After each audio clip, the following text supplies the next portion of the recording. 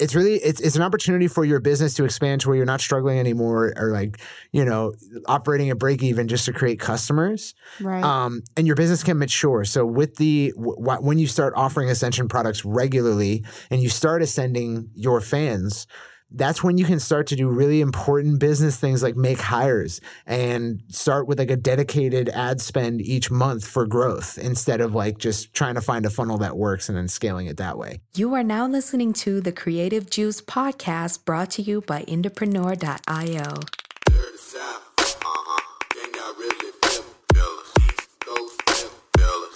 What's up, Indies? Welcome to episode 100 of the Creative Juice podcast. I'm feeling good. OMG. Yeah, we made it. We did it. Yeah. It's amazing. I'm like, I forgot that was today. That's today. Yeah, we've right got a now. lot. Yeah, we're going to do a little bit of celebrating here, but in true entrepreneur fashion, we're not going to spend too long patting ourselves on the back because there's work to be done. We're going to talk a little bit about IndieX. We're going to talk a little bit about our trip to the CD Baby DIY Musician Conference. And then we're going to talk about the main subject of today's episode, which is what kinds of products can you offer to maximize the lifetime value of the customers in your music business, the fans who actually make purchases. What can you offer them at the higher level once they've made, they bought all the T-shirts, they bought all the keychains, and now it's time to like have a more meaningful experience, something that denotes a deeper relationship. So first of all, we'll do a little bit of self-congratulation. We made it to 100 episodes. It's over 100 hours. Right. Pretty Well, crazy. especially because we don't do like short ones. All right. Like, exactly. Yeah. Like it's a lot of talking, a lot of my voice, a lot of Cirque's voice Yep. Yeah, out there on the internet now. It was super cool to go to, this past week we went to the CD Baby DIY Musician Conference. Corrin and I got to speak. We gave 3 1-hour talks. A lot of people went for all 3, which is really crazy. And a lot of people came up to us and were like, I've been listening to you guys forever. And I was just hoping that we weren't at all different from how we sound, and the reports were good. So that was really cool. Yeah, definitely. I mean, it's funny too, because that happens anytime we meet any people in person and they're like, oh, right. This is a person. Like this voice didn't just exist out in the ether somewhere. Like there's a human attached to it. Yeah. And so like, that's always, it's fun. It's really cool because sometimes we might feel like we're kind of in a bubble. And so to like get that actual feedback, be like, oh, tight. We are impacting people's lives. That's what we wanted to do. It was super awesome. Yeah. And to meet people, like a lot of people came up and were like, I don't want to bother you. And it's like, we're not doing anything. This is what we're here for. Bother us. Exactly. We're here to talk to you right now. Yeah, exactly. Like it would suck if we went all the way there and didn't meet anyone who we've at all helped, which is kind of the goal. So yeah, seriously. It was super awesome. It was very encouraging. It was great to speak to all these people.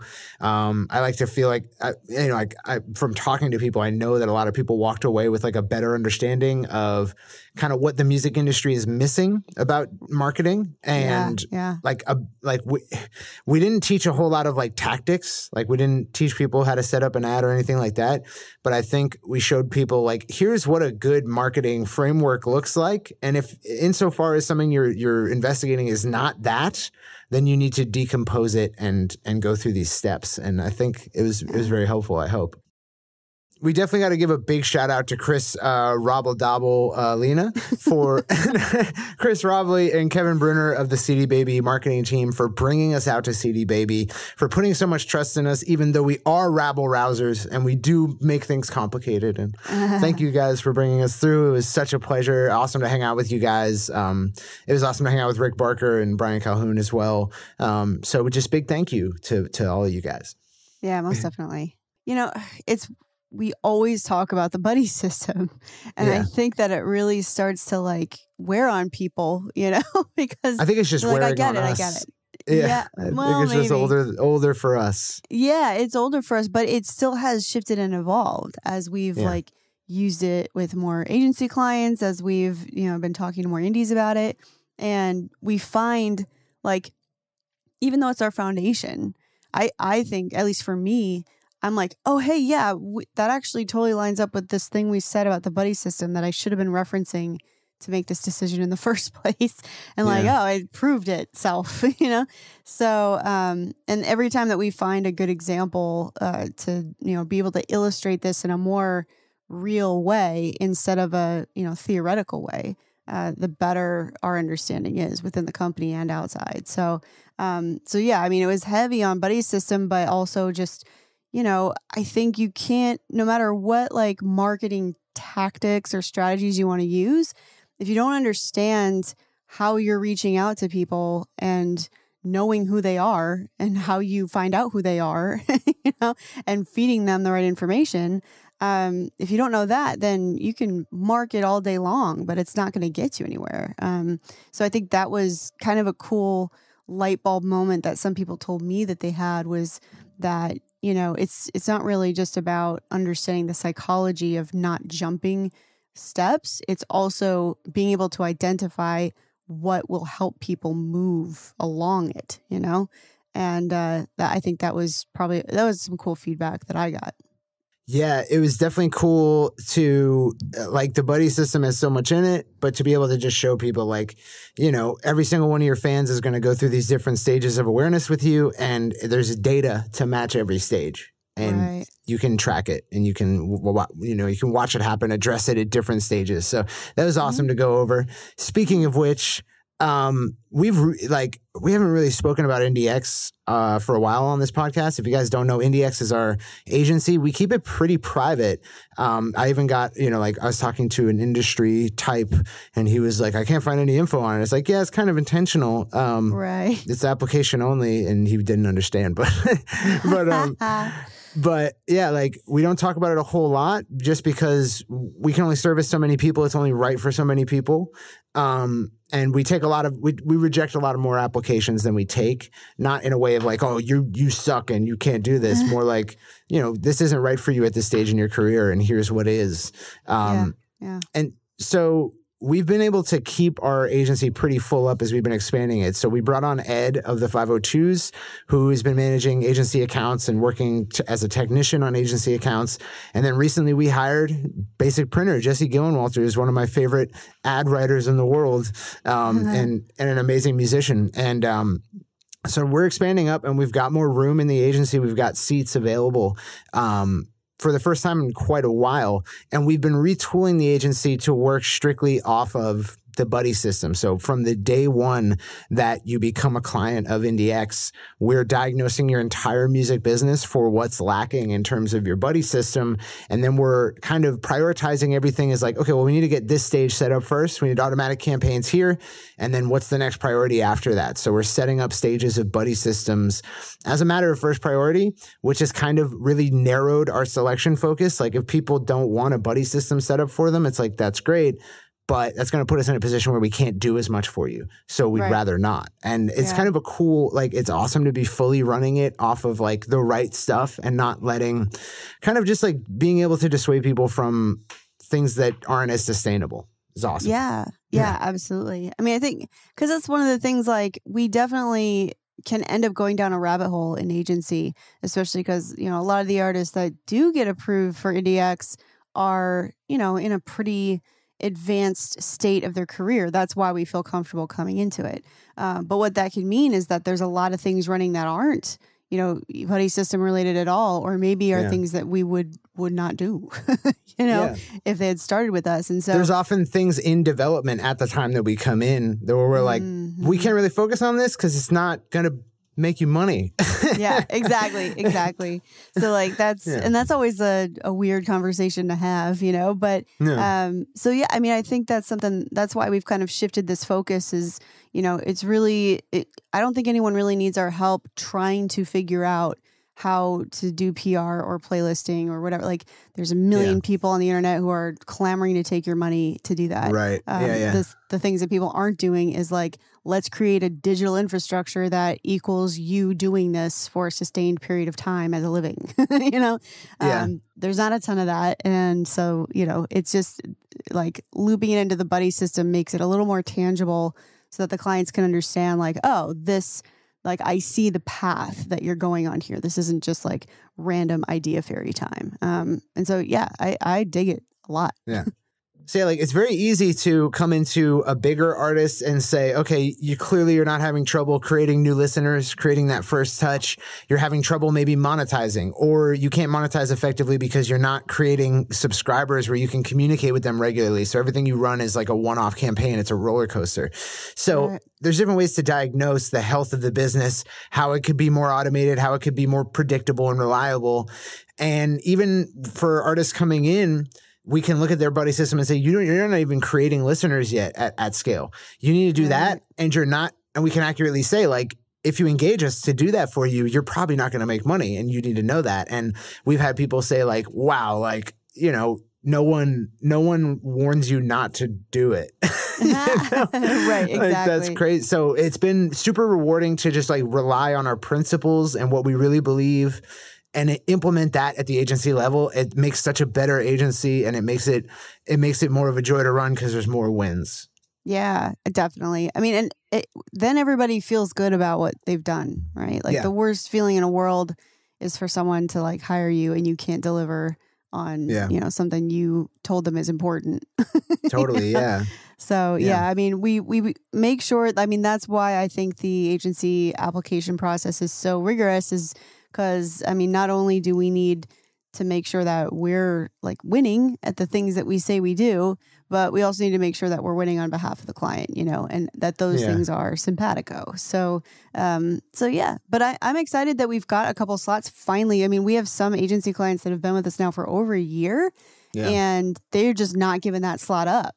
Yeah, so, totally. Yeah. It's cool that there's finally some rotation because, the more the different genres and artists that we get to work with, the more varied demographics of these various clients that we have, it just makes us so much smarter in the strategies that we test and then replicate those results and then teach in the training vault in Indie Pro.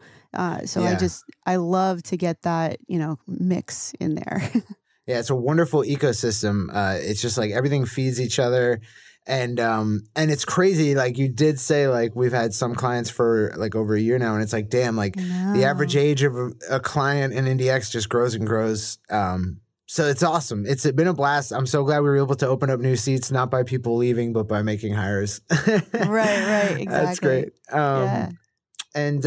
So if you do want to apply for IndieX, I will say that it's most right for people who are not in the absolute beginning.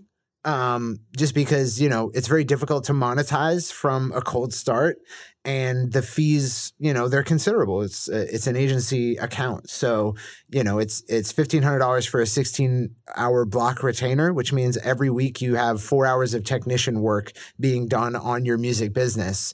And, we kind of plan every week what's going to go into that. What's the long-term strategy we're working on, the individual tasks that together make that strategy happen. And then we put those tasks into 4-hour sprints every week. And if you're starting from absolute beginning, like, if you've got investment behind you, or it doesn't, like you have a day job and that's steady and you really want to jumpstart things, that can make sense. We're not here to tell you it's not, but we definitely have an application process, a review process, and then an initial consultation before ever onboarding, where we very may well tell you, this isn't right for you for these reasons. But ultimately, like IndieX is there for people who your music career has grown to a point where it deserves a second set of eyeballs, where you can't catch everything slipping through the cracks. Yeah, definitely. I mean, I think it's the same thing as we say as everything else. Like, don't go looking for a manager if you're not ready. Don't go looking for a label if you're not ready, because totally you want to know the things that you're hiring people to do, so that you can be smart as to whether they're delivering for you or not. A lot of our agency clients have already done this, maybe not with Indepreneur, or maybe some of them with Indepreneur, but they've done a lot already, and they have an ecosystem that can support hiring people to just take things off their plate, and they don't have like a lack of understanding of what it is that we're doing for them, Yeah. So I think it's been really to see the agency evolve the way it has over the last year. I mean, Jack is, as of, I want to say September 30th, or is it August 30th? Well, yeah, he's about coming up on a year, as if you include contractor time, because he was with us last summer. Right. But it's been about a year since Jack like took the reins of agency and is like the guy who is running agency and everybody in it. And it's just it's like a child. It's developed. I'm not going to have kids. So this is my kid, like agency, watching agency grow is awesome. So yeah, it's been really cool. Yeah. Jack kills it. It's a great group of technicians and account managers over at IndieX. So I can't advise it enough. If you're at the right place in your career where it's time to kick it up a notch, like I definitely recommend that you apply. You can go to bit.ly/IndieX agency if you want to fill out an application. And it's nothing for you to fill out an application and just find out what's going on with your career, what we might advise. Obviously, like you're under no committal to sign on at a full retainer immediately after applying. There's going to be a review process. There's going to be a consultation, and we'll talk about what's right. So, great times. And I sincerely hope to see some awesome new applications coming into the agency. It'd be awesome. Yeah, ditto. Hell yeah. So now on to the third merchandise and fulfillment episode. Today we want to talk about Ascension products. Now, for those of you who aren't familiar, Ascension is a stage of the buddy system. So it's that point at which you're more willing to do very large favors for someone. Like, for instance, pretty much all my friends who are in this office right now, I might invite on like a trip that's across the country, right? I might like invite them to a momentous occasion, like my upcoming 30th birthday on Friday. But like not everyone, I would do that for. There's some more periphery type relationships that are evolving into that slowly. So that's kind of where that stage of listenership happens, where it's like, okay, you bought t-shirts, you bought albums, but you want a deeper stage of connection with the artist. Like it means that much to you. And I would equate this to, when I first found out about the Misfits, I bought like their 2 collections. But when I became a super fan, I bought their box set. And the box set is definitely like an Ascension style product, right? Right. So it does that psychologically, but economically, what it does is it's probably around that when you start implementing Ascension products into your business, you're starting to become a profitable business. Really, like you've been creating customers almost at break even for so long, and you've just been trying to find all the customers for your business. And now it's time to increase the lifetime value of each customer. So you're offering follow-up products. You're not running cold audience ads. You're offering them directly to your existing customers, and you're trying to expand how much each customer is worth over a given period of time. So it has both a psychological and an economic sort of distinction. Yeah, definitely. It's funny too, because like a tour can be this, right? Yeah. Which is weird, but we say that all the time, how tickets are usually not the first thing that someone purchases from you. And so when we get that all the time where indies are trying to develop out their tour routing or developing audience around their future tour routing, like they already have a tour, but they don't have an audience. And they're like, whoops. And so then they're trying to get people to buy a ticket, but that also means like parking and get out of the house and the cost of drinks or whatever, right? There's a ton more to it. So like going to a show is actually kind of an Ascension product. Well, if you think about it, like in digital marketing, if you're programming someone's like customer journey, like we program the listener journey, you think of that tripwire phase where someone's buying something from you for the first time, like a low cost item. And that getting someone to sign up for a webinar is the same as getting them to buy a tripwire psychologically, because they're giving you so much of their time that it's actually worth money. And going to a concert is both. It's the money, but it's also the time. Together, they kind of make up an Ascension product, right? Yeah, exactly. And what's funny is that then, Ascension obviously like builds and builds on each other. So, there's people who are just going to go to your show. And then there's people who are going to go to your show, but are also going to buy some merch while they're there.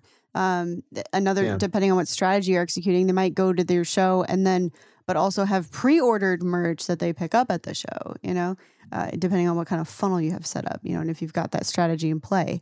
So, it's funny, like Ascension kind of is like it's a nest egg, it's like Russian nest dolls. Like there's just like, you could just have the one doll, and like the one doll is awesome, very pretty, hand painted, beautiful. But then there's like 5 more dolls inside, and it's like, how many dolls do you want? you know? And so that's where Ascension products become. I mean, obviously there's like products that are like, these are for Ascension, but then there's the nested type of products, and I think those are the situations where it's pretty cool because people can just end up down a rabbit hole the way they do on like YouTube.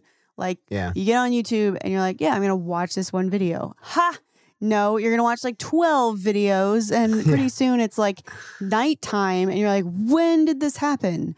You can do the same things with products if you kind of nest them into each other. So one situation where you can nest is a show and maybe they pre-order merch when they buy the ticket because they get a cheap bundle for buying a bunch of tickets and multiple merch items that are only going to be available at on this tour. And then when they get there, they're like, oh, but I'm also like in a different paycheck now. So I'm going to get this thing too, you know? And so it's kind of nested in there. Yeah. And so typically with an Ascension product, it's really, when you start making Ascension offers, we typically phrase them as like sales promotions to your email list or to your customer list, because you really don't need to sell a whole lot of them in order to make it a worthy endeavor, right? So because they're naturally priced higher or they cost more to the audience. So for instance, like I'm not necessarily paying more than I would for a t-shirt to buy your concert ticket, but I am spending more to go to the concert. So it's more of a commitment from me. It's more of an ask. So it's better, you know, obviously if, you know, that money's going to you instead of parking and gas, but you do want to think of it in that context. And it's really like, because you can just like offer so few and still make what you're trying to make, then you can get really exclusive with it. You can take the time on the products and you can use some psychological selling. You know, you can frame the offer differently. You can offer only 10 of them ever. Right. And you can do really limited edition, one-off stuff, one of ones. You can do, you know, all-inclusive experiences. We have an agency client who does retreats, and that seems to work out pretty well for him as an Ascension product. People come on retreats with him, and they're not cheap, you know. Obviously, you know, you're traveling, you got room and board and all that. So it's really, it's an opportunity for your business to expand to where you're not struggling anymore or like, you know, operating at break even just to create customers. Right. And your business can mature. So with when you start offering Ascension products regularly and you start ascending your fans, that's when you can start to do really important business things like make hires and start with like a dedicated ad spend each month for growth instead of like just trying to find a funnel that works and then scaling it that way. So there's a lot you can do when you start offering Ascension products. I would say if you have somewhere in the neighborhood of 400 to 500 customers, you're probably either at that time or a little bit past it where you can start doing that. Yeah, definitely. I mean, I think too that this is an opportunity not just to make more money, but to kind of assess like where your relationship is with these people. And figure out like what are they passionate about? Why are they still with you after all this time? And what can you give them that meets exactly that passion point? These are people who will tell you why they care about what you're doing. You know, they may already be leaving comments or sending you messages back to your emails, or they may already be engaging with you in a way that tells you what it is that they're interested in.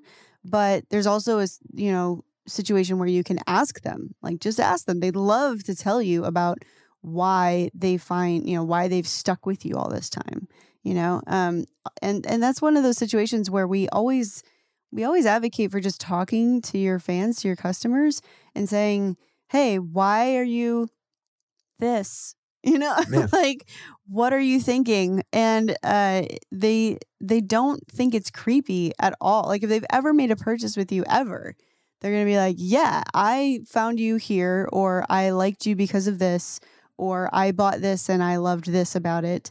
You know, they're going to be totally willing to tell you. So when you get into the Ascension stages is the perfect time to start asking them questions, because they're going to be more frank with you than ever. And you can start to apply some really, you know, intent that is really supposed to speak to what the thing is that they want. What are the things that they're not getting from you? That you could capitalize on and, you know, sell a bunch and make them feel like you met their needs. There's a pretty cool process that happens here because the line of communication is even more open than ever. Yeah. I would say that when it comes to Ascension products, there's maybe 3 categories that you want to consider. There's obviously live events. So this can be anything from like tickets with like a merch bundle all the way up to VIP experiences, all the way up to backstage, depending on like how many or on you know, stage. yeah, Like that as well. Yeah. Yeah. Fans that are diehard. Oh my gosh. Yeah. Icon for And Hire also sells on stage. bundling with meet and greets is also a way to bump up the cart value of that checkout. Yeah, absolutely. VIPs, depending, like I have seen VIPs don't sell well in the UK from my experience. Right. For some reason, it's just not something they're into. In the States, it does great. In Germany, it's like sold out the day of. Every artist I've ever worked with who's touring to Germany, it sells out right that day. So you kind of got to take a temperature of where you're touring. And if you're based in England, like you might not get what you're looking for as far as VIPs are concerned. But for the most part, if you're in the States or Germany and in Australia as well, they usually tend to sell pretty well. And all you have to do is just make that a special experience. You know, you don't have to, like, merch bundles are great, but all it needs to be is like, yeah, we'll sound check for you or perform this acoustic song that, you know, we don't perform anywhere else. We'll take a photo with you and give you like a VIP laminate, and those things cost I would say, like $1. Yeah, there's a spectrum, right? So like if you're playing small caps, then you're going to want to look more towards like the meet and greet, hang out with us beforehand or afterwards. We'll shout you out from stage that you sponsored the show, and we'll list your name as like an official sponsor, which could be a cool way to do it instead of being sponsored by like brands. So there's a lot of different things that you can do in order to spice it up, even if you're small cap. Once you start getting to the larger cap, like 250, 500, these are the backstage and the on-stage experiences can really sell. Yeah, definitely. I mean, yeah, and there's multiple tiers of it too. A band that I'm just obsessed with is called Highly Suspect, and they're coming to where are they coming? I don't remember. They're coming to Nashville. I mean, I know they're coming to Nashville. I don't remember the venue they're playing, but they're going to be here in October or November, and they have like a 21 plus loft that is like, it's just a bar. Like, it's just a different bar with its own bathroom compared to the rest of the venue. And they sold that for like $75 a ticket. Yeah. And like, you know, and GA was like, you know, $32 or something. So, but that's a whole balcony of people who paid twice as much so they can use a different restroom from the rest of the venue. Like it was crazy to me. But it's almost like a VIP lounge, right? So you can talk to venues, and a lot of them will do that. They'll rope off a certain section, and the band is that Highly Suspect is not going to go up to that loft. But there are situations where bands will be like, yeah, this is where we're going to chill, like, you know, while our closer plays or whatever, depending on the set structure. So and in those situations it's just super chill. And it also, I think what's cool about that particular thing is that it shows you supporting your opening bands, which you need to do. You gotta show support for people who are on tour with you. So that gives fans kind of a window into like, oh, these guys aren't just cool to me, they're cool to everybody. And that kind of bridges even a further relationship and a liking and whatever. So, you know, it's multifaceted. Yeah, I would say that's like the spectrum when we're talking about concerts and tours. But that's not the only live experiences that can serve as Ascension products. There's also house concerts, which also we've seen someone go from like introduction stage to Ascension by just offering house concerts. Right. So not a product to be overlooked. One of our agency clients made a 300x ROI off of running house show ads. Yeah.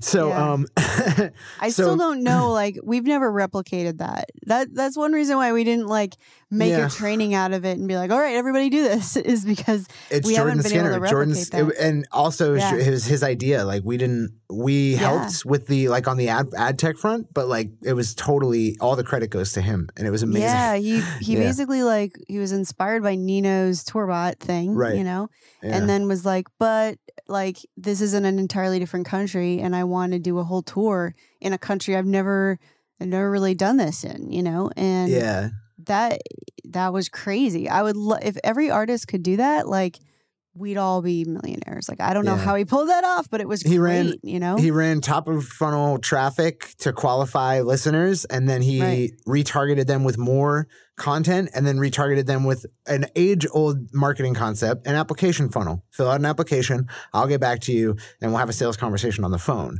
which is like what a lot of like coaching companies use that. And he was able to sell a lot of house concerts with it, which is awesome. He got to tour UK, and he's never been there. He's not from there. Right. He doesn't have a reason to. So house concerts can work. And then we've also had an agency client, obviously, who sells retreats. These are much more tuned in with your lifestyle. So, you know, this was a Christian artist, and I think he talked about it on his podcast episode, right? Dave Pettigrew. I don't think he talked about retreats. I don't think we may have just briefly covered it. Yeah, that might have just come into conception, like it hadn't even been developed yet. Well, he's done well with those retreats. But you know, like it's a bunch of people who are of the Christian faith congregating on a retreat together around this lifestyle topic. So it's not just the music, it's also the lifestyle component of it. One of my favorite YouTubers, Potato Jet, he set up a high ticket retreat to Mexico for people to learn filmmaking with him who were fans of his YouTube channel. Gosh. And he sold it out, and they all went to Mexico. Amazing. And he taught filmmaking with them and made a bunch of content with them. And that's an Ascension product for Potato Jet, right? He's got his courses. He's got his LUTs. These are like core offers. But the Profit Maximizer, the thing where you can make a lot of money off of a very small customer list, is that retreat. So definitely a cool Ascension product, but you don't want it to just be like, hey, I'm a rapper, come hang out with me on a retreat. Like it should be a part of... You know what I mean? It should be a part of the lifestyle. Yeah, exactly. There's a reason why. Besides just like, I'm awesome. Come gather come and hang out. Let's go vacation together. Yeah. I mean, I guess that could work if you're like a party-ish band or whatever. Dude, cruise ships, like Kiss does cruises, and Paramore does Parahoy, and there's bands everywhere who do that. But I mean, obviously, if you're an indie and you're doing that, please call us. Yeah, 100%. If you're like renting out cruise ships and taking people on 7-day cruises to the Bahamas, please call us because we'd love to work with you. We'd love to talk to you about it. Yeah, absolutely. So I think that rounds out live. There's a spectrum of concert-based Ascension products. There is house concerts and acoustic experiences, and there is retreats that you can do. So that's like the live section, category 1. And then we have category 2, which is merch, which like everything from merch bundles to like an entire line of a theme. So like if you're releasing an album and you put out an entire merch line with it, bundling that all together. And then there's like really high ticket products like, a leather jacket or like a Letterman jacket, right? Like those can reach into the hundreds of dollars, and that qualifies them as Ascension products. Yeah, definitely. I mean, at that point, it's like there's a small percentage of your fan base that's going to be interested in this, but it's enough of them to offset the price of offering it in the first place. And this is where you can really kind of test the waters. Where if you're looking at, okay, like if I do a varsity jacket for an artist, it's like, all right, how many would I have to sell? Like based on, I'm looking at this vendor and there's like their first price break is at 12 jackets. So let's say I can't sell 12, I sell 10 of them. So I'm paying the maximum price per in order to get these. What would my break even be, or what would my, margin need to be to just test this out? And you do a pre-order. And that way you're kind of getting the working capital before you actually get it, but you're not doing on demand. On demand, the products are very limited. So first off, they don't usually feel very special, but also, margins, right? We've talked about it 25 times. So what that lets you do is it kind of lets you gauge like, okay, how many of my people are here, like in this price point? And you're going to have people who would be in that price point, but aren't interested in that product. And like, that's okay, but you take pre-orders for that. And if it's very successful, you'll end up getting way more pre-orders where your quantity break happens and you're making even more margins on it. But what that allows you to do, if you have at least 5 people in your audience that you think might be willing to do that, like take a chance and do it smartly in a way where you're not, having to buy 48 of these jackets and you don't even know if you're going to move 2 of them. And also but save that money. Don't be pledge music. Okay. Like save it, hold it in escrow so that you can still order it. Not like, ooh, payday. But yeah, that's a cool way to feel out. Like you might have a really small, we were saying if you have 400 to 500 customers, you're probably like deep into the capability to do Ascension, but you might only have 150, but you've got like 5 diehards. And you should have a product to answer for them, like we talked about in the first merch episode, is like always have something available for the next tier for whoever's in your audience, even if there's only 5 people who that might be for. Because you want to have a way for people to continue climbing the ladder. So there's smart ways that you can do it to minimize your risk, but also to make sure that you're offering that for your fans. Yeah. So I would definitely say it's not just you go from like a $50 product or a $30 cart value to a 400, right? You can really narrow the steps or they can be big steps. And we would describe that as more vertical or sideways or horizontal ascension. So ascension can be more vertical or more horizontal. And so I don't want to get ahead of myself. I want to round out merch. There's merch bundles, which aren't very unique, but they're a great way for people to save money on a full line.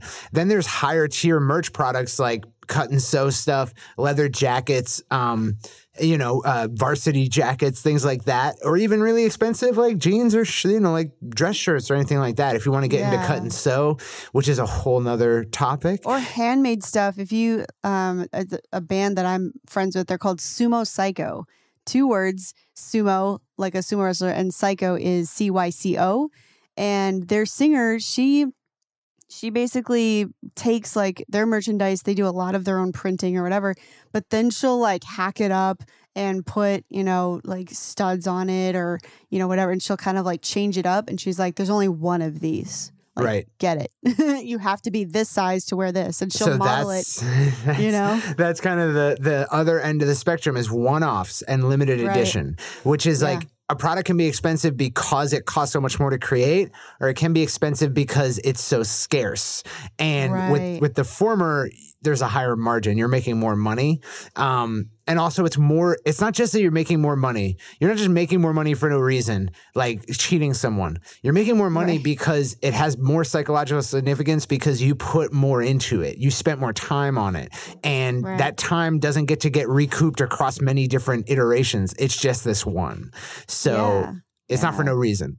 And for sure. And I mean, if there's one, then it's pretty easy to show its unique value if there's only one. But if there's multiple, like if you've got a run of limited edition, that's where creating content like with you handling this thing and doing the thing to it that makes it valuable, that's where that's great creative for the sales page or for the product page, for your funnel, however it is that you're moving that product. That's where you kind of just make sure they know, like, this look at me, I'm doing this for real. Like I didn't hire this out in like another country. Totally. I did this myself. So and then but with the one-off, it's really implied, right? Like it's in the product description. You already know that happened. It's a clear-cut message. It's not difficult to understand. And I like to trend more towards the limited edition than the more stuff. I like exclusive. I like buying exclusive limited edition stuff. I like knowing that the sneakers are 1 pair out of 300 that exists. Right, like that's really cool. Maybe I'm a sucker for that, but like that's just what I like. Not just you. I was watching a video with Jeffree Star in it, and he was like showing Shane Dawson, who's like a huge YouTuber. They're both big YouTubers, and he was like showing Shane around his closet that's like, this is his Gucci closet or whatever, right? And so he was showing this bag and he was like, there's 3 in the world. I have one, Beyonce has one, and Rihanna has one. And I'm like, I hate you so much, but also like I would totally, like if I had money and Beyonce had one and Rihanna had one, I would totally buy the 3rd one. It was a purse that was worth like $160,000 or something totally right. ridiculous. You're buying the right to say that. That's really what you're buying. Exactly. He that was the first one he picked up and showed to the camera, you know? Yeah. So if you can create, obviously, like you're not, you know, I think it was Hermes that made that bag. But anyway, you're not Hermes. But if you can create something like that for your fans, they'll get the same rush. I mean, I don't know, maybe paying $150,000 for anything gives you a rush that cannot be replicated otherwise, but they'll get a really similar rush, just the fact that they were able to get that before someone else did. Yeah, definitely. So the merch can range from more merch bundles, just more stuff that's themed together in a discounted bundle. It can be really like expensive to make, but also like expensive to own, cut and sew type products. And then it can be one of one's limited edition exclusive stuff. Now, on top of that, we're kind of the third category I'm going to talk about is more digital products, like, you know, Skype sessions and lessons from the artist and, you know, personalized stuff, like stuff that doesn't really cost you much, like putting someone's name in the liner notes to add value to a CD purchase or something like that. But in between that and merch sits the most gradual ascension method, which we would be remiss if we didn't mention, which is some kind of membership. This could be a membership for merch. It could be a membership for a digital access type thing, or a combination of both. But what's great about it is it starts off as an affirmation product, and people don't have to do any action for it to go from affirmation to ascension. It is the absence of action that takes them from affirmation to ascension. So they can, there's no friction involved for them to go from, you know, a $30 purchase point to a $300 purchase point. They just have to not cancel. And insofar as they're enjoying the experience, they won't. So it's a lot more natural and gradual of a climb to ascension. It's much more horizontal. Yeah, absolutely. And I mean, I think that it just makes it so easy. You know, because as long as and it's just like a mailing list, like you can't just let it sit there. You have to keep delivering and keep retaining people. Yeah. It's like every month it's like, did I do my job? Good. Let's keep going. Yeah, exactly. Is everybody happy? Sweet. But you know, it really gives people the opportunity to get there at their own pace, and really takes the weight off of you to even, like, at that point, make an offer as far as membership's concerned. You don't have to, if someone's a $5 you know, tier, you don't have to consistently be like, oh, you didn't get this thing because you're not $10. Like, the nature of your platform is already going to highlight that to them without you being that way. And so it's a very natural climb for people to make on their own when they're ready. And, you know, so if you are one of those people that's like, I don't want to make offers in all these places, here's the good news. You don't have to make a lot of offers in your membership once they're in there, because they're probably going to identify the things that they're not getting because of the tier that they're in. Yeah. So that one's the easy button compared to the rest. And also, whether it's a digital membership or a merch membership, like Corrin's Shirt of the Month Club strategy, you know, or both. There's the option to purchase a full, like, bundle of membership, like an annual, you know, membership, which is an immediate vertical ascension, or they can choose to go more gradually, which is a horizontal ascension. So it puts the choice in the hands of the listener. It guarantees a frictionless experience from affirmation to ascension. And it's just like, it's just rock solid business idea, because it really puts the power back into the hand of the user to, like, and it takes all the sales process weight off of you. It makes it much more natural. So I'm a big advocate. Obviously, we have a membership platform, Indie Pro. And I'm a big advocate for it because it just allows you to focus on making it better instead of selling it all the time, which is great. Right. Yeah. Right. Exactly. I mean, it just kind of speaks for itself. Yeah. The more that you pour into it. So yeah, I totally agree. And then we have this sort of like digital category of Ascension products, right? You know, everything from features for rappers, like if you're a rapper and you gain acclaim, people will be reaching out to you for features. Your fans will. And you can sell features. There is, you know, Skype sessions, consultations, lessons, things like that. Skype, you know, shows for just like you and a few friends, private shows. You might even think of like people doing cameos as a type of Ascension product for that celebrity or that personality. So yeah. there's a lot of things that don't cost you much but your time and effort to do. And they're very unique. There's not a formal sales process for these things, like putting someone's name in your liner notes or making your next like show sponsored by all of your fans. But selling those kinds of slots, those they're more meaning packed things. Right. Those can be great. I would say the only digital Ascension product outside of those is a digital membership. So. Right. Yeah, absolutely. Yep. So we've gone over Ascension products that have to do with concerts and live shows. We've gone over Ascension products that have to do with merchandise, memberships, and digital products. And these are kind of all the different types of products you might implement in your business. But obviously, you're not going to implement all that tomorrow. And you might be left wondering like, okay, when do I start? What do I do? What the fuck? So I definitely want to clear that up before we cut out on this episode. You should be seeking to create customers for your business for the first year, regardless of, how many you've created, because at least a solid year of customer creation is necessary to get to that critical mass where it makes sense to start sampling the pool. So you have a pool of customers. Maybe you can expect to convert anywhere from 2 to 10% of them every time you make a higher tier offer.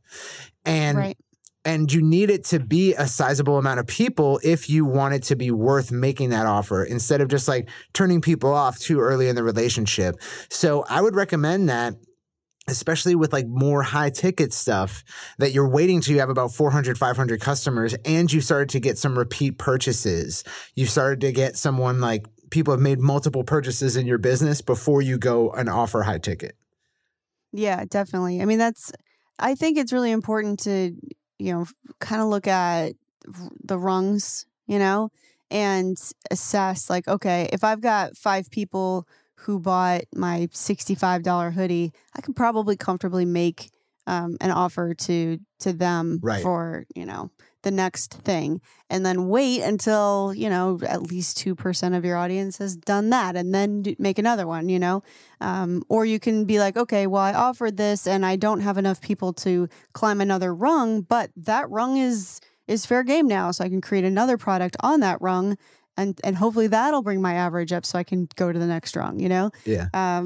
So yeah, I think that it's a very gradual thing. Like we have Ascension 1 and 2 kind of when you look at the buddy system. But it's really a very like gradual like molecule process. It's like Ascension 1, 2, 3, 4, 5, 6, 7. Like this is what it is known in marketing as a value ladder, right? Someone gets on at the below $20 level. They go to the $40, the $60, $100. There's $1,000. There's $10,000, and there's everything in between. So don't get caught up on that. It's just sort of to denote like there's first purchase, there's repeat purchases, and then there's high ticket purchases, like more than $100. And these are all pretty well separated in the mind of a consumer. Yeah. And there every once in a while, there will be somebody who just is like, man, I don't want your stupid t-shirt. I buy fancy t-shirts. But then you make an offer for a higher level, high ticket product. And like they just buy it out of nowhere, like it's the first thing they ever buy from you, and that does happen, but it's so rare. Like it's the exception to the rule. Step up as they go. Yeah, exactly. Like most people will step up as they go. So don't feel pressure to like create some like crazy high ticket, product just because you're like, oh, Full Stack Creative was talking about merch. Yeah. Or they were talking about merch on Creative Juice, and now I feel like I should create these expensive things because I'll make money.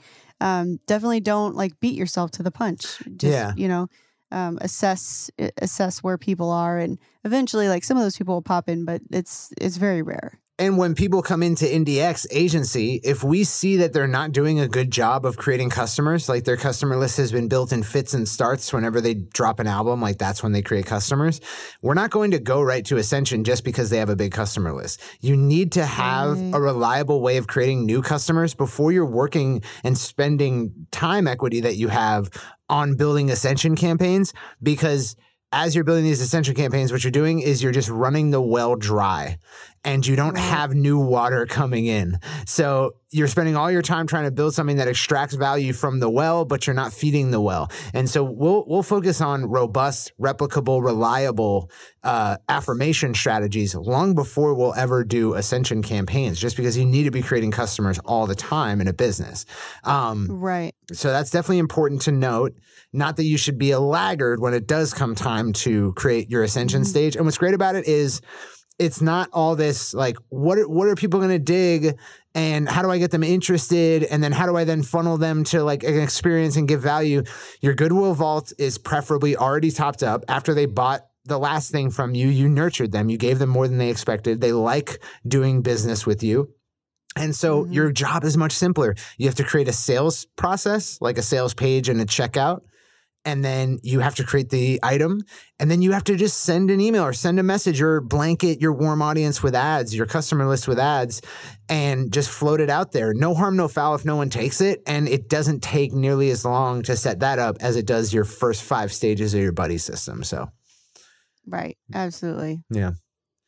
So that is our deep dive on Ascension products. I hope we've definitely cleared up some of the confusion around this stage of the buddy system and how it works into your whole merchandise and fulfillment stack. It's something you definitely are going to need in order to expand up to the types of fulfillment operations that we're going to be talking about in the next episode when we talk about advanced third-party logistics and stuff like that. Yeah, I'm excited for that too, because I mean, even though it does not apply to most people, knowing where you're kind of shooting for and the things that you want to prepare for really informs your process at the beginning, so that you get some of this like admin, less exciting stuff knocked out, so that by the time you get there, you don't have to like reinvent the wheel to make an easy transition into having someone cover down on some of this for you. Yeah. I mean, we have Ascension products in Indiepreneur, right? So like, obviously we're not trying to offer IndieX to people who are completely green on what we do. We're not trying to offer our coaching program Indie Founder to people who are completely green on what we do. But when we do offer it, we're not doing some big expensive marketing campaign. We're just going out to our existing pools of people who know what we're about and know what we do, and just making the offer pretty lightly. And it usually fills up. And that's because we do our work in the beginning of, first of all, educating people on who we are and what we're about, and creating customers, creating people who have paid very little to get in the door, but got an overwhelming experience when they did that. So they associate, paying us money for something with a positive experience. Yeah. And I say it's ironic too, because I think like artists are like, I don't want to be salesy, which I mean, if you're listening to us, you're probably beyond that for the most part. Probably. But, I don't want to be salesy. But what's ironic is that if you do this in the right way, you don't have to be, because it's going to be a very natural, organic process. Yeah, like you might notice so when it never feels like when we mentioned seats open on IndieX, I didn't tell you about my journey as a creative and how I found an answer, but then it didn't work, and then I came back and I tried one more time, and it clicked for me, and I wasn't selling you like a webinar, right? We don't do that here at Indiepreneur, and it's because everything's in sequence. You don't need to do as much like bullshit, talky, emotional selling if everything's in the right order. Yep. It's a logical process. Yeah. Totally agree. So I'm excited for the next one, because I think there are some things administratively that you want to get kind of ironed out, so that eventually when it grows, you've got this in place.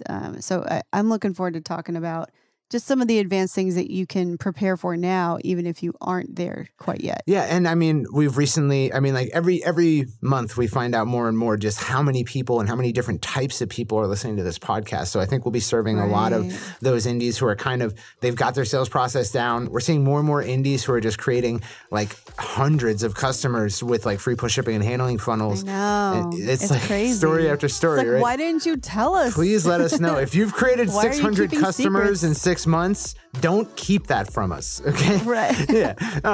Exactly. This is going to be super relevant for them, not only this episode, but the next episode. And I hope that there's tons of them out there who can benefit from it, and you indies who are headed there, what you can look forward to. Definitely. Yeah. And we'll see all of you guys on that next 101st episode of Creative Juice. Yeah. East Coast, West Coast, say what?